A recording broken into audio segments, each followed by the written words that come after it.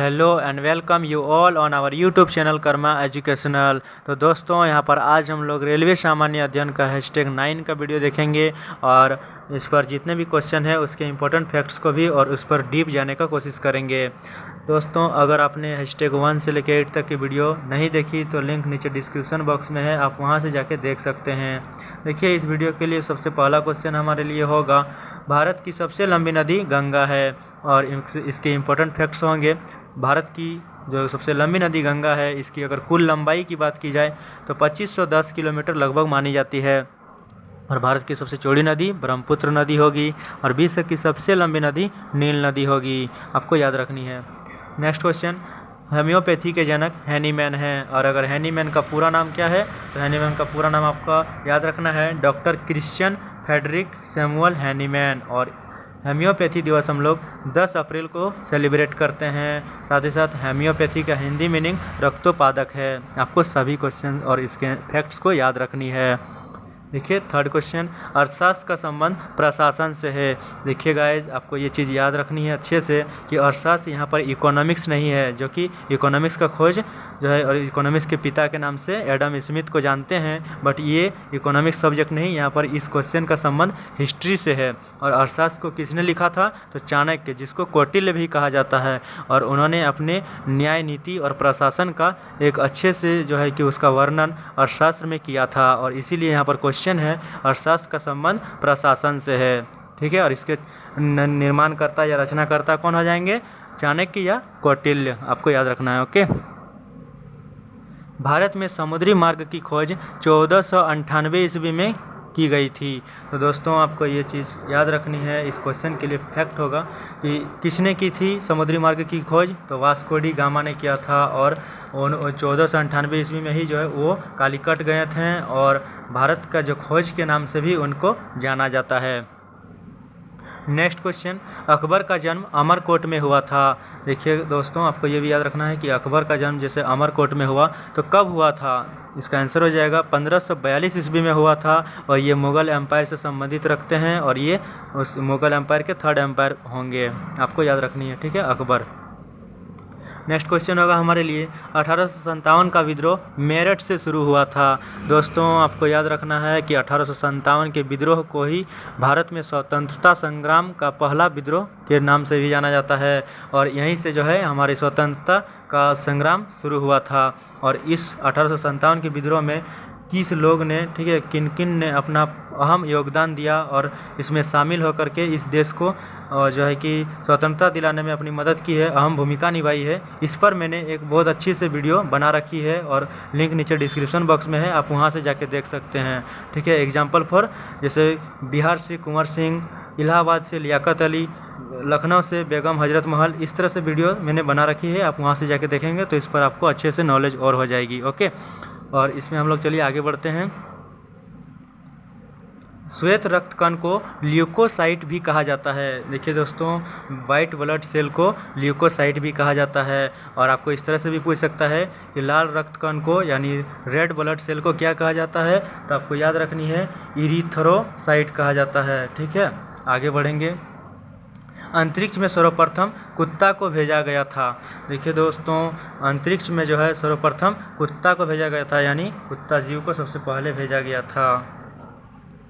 और इस क्वेश्चन के लिए इम्पोर्टेंट फैक्ट्स होगा कि भारत में जो है भारत का सबसे प्रथम जो अंतरिक्ष जाने वाले व्यक्ति थे वो थे राकेश शर्मा, ठीक है, राकेश शर्मा था। और वह जो है 7 दिन 21 घंटे 40 मिनट का समय वहाँ पर बिताए थे, आपको याद रखनी है। ओके गाइज, नेक्स्ट क्वेश्चन, भारतीय स्थानीय स्वशासन का संबंध लॉर्ड रिपन से है। देखिए गाइज आपको याद रखनी है इस चीज़ को कि भारतीय स्वशासन का संबंध लॉर्ड रिपन एक अंग्रेज अधिकारी थे और इन्होंने ही जो इसको विचारधारा को जन्म दिया है, ठीक है, आपको याद रखना है। भारतीय संविधान में भारत को राज्यों का संघ कहा गया है। देखिए मैंने पहले भी इस क्वेश्चन को बता चुका हूँ वीडियोज़ में और यहाँ पर फिर क्वेश्चन आ चुकी है, तो हम लोग रिपीट हो रहा है हम लोगों के लिए कि भारत का संविधान है उसे भारतीय का राज्यों का संघ कहा जाता है। और इसका जो है अनुच्छेद 1 में वर्णन मिलता है, अनुच्छेद 1 में, ठीक है, आपको याद रखनी है। नेक्स्ट, हिमालय एक वलित पर्वत है और हिमालय की कुल ऊंचाई की बात की जाए तो दोस्तों आपको याद रखनी है 8849 मीटर इसकी कुल ऊंचाई हो जाएगी। चलिए नेक्स्ट क्वेश्चन, राष्ट्रीय विधि दिवस 26 नवंबर को सेलिब्रेट करते हैं। देखिए दोस्तों, हम लोग जो राष्ट्रीय विधि दिवस 26 नवंबर को मनाया जाता है, ठीक है। आगे बढ़ेंगे, सिंधु घाटी के लोगों ने मातृ देवी की पूजा की थी। आपको याद रखना है दोस्तों, सिंधु घाटी एक अपने में सुव्यवस्थित ढंग से सजी धजी जो है एक व्यवस्था थी, एक शहर थी, और यहाँ पर मातृ देवी की पूजा की गई थी। साथ ही साथ लिंग और शिवालिंगा जो जितने भी वहाँ पर थे देवता का भी पूजा वहाँ पर होता था, आपको याद रखना है।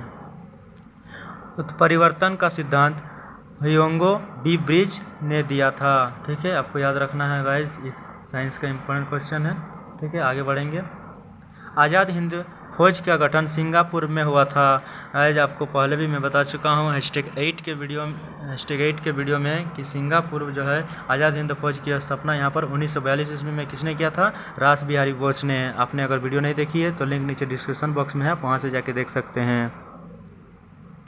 होम्योपैथी दिवस 10 अप्रैल को मनाया जाता है। हमने पहले भी इस क्वेश्चन का आंसर देख लिया है, इस पर डिस्कस हो चुकी है, बट फिर भी आप और एक बार देख लीजिए कि होम्योपैथी जो है 10 अप्रैल को मनाया जाता है दिवस। ओके, इसको याद रखना है। नेक्स्ट आगे बढ़ेंगे, भारतीय राष्ट्रीय कांग्रेस की स्थापना 28 दिसंबर 1885 ईस्वी को हुआ था।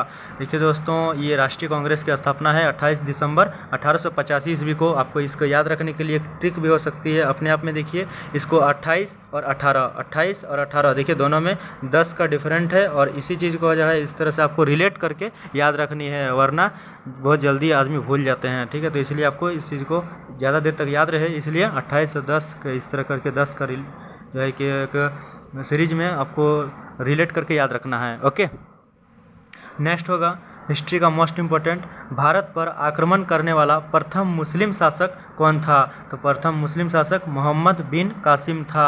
और इसके बारे में इम्पोर्टेंट फैक्ट्स मैं आपको बता दूं कि जो इसने आक्रमण किया था, पहली बार सफल आक्रमण किया था 20 जून 1712 ईस्वी में। और कहाँ पर किया था? तो सिंध प्रांत में किया था। और नेक्स्ट फिर दूसरी बार जब मोहम्मद बिन कासिम ने आक्रमण किया तो 1711 ईस्वी में पश्चिमोत्तर भारत में किया था, और दोनों बार ये सफल रहा, आपको याद रखना है, ठीक है।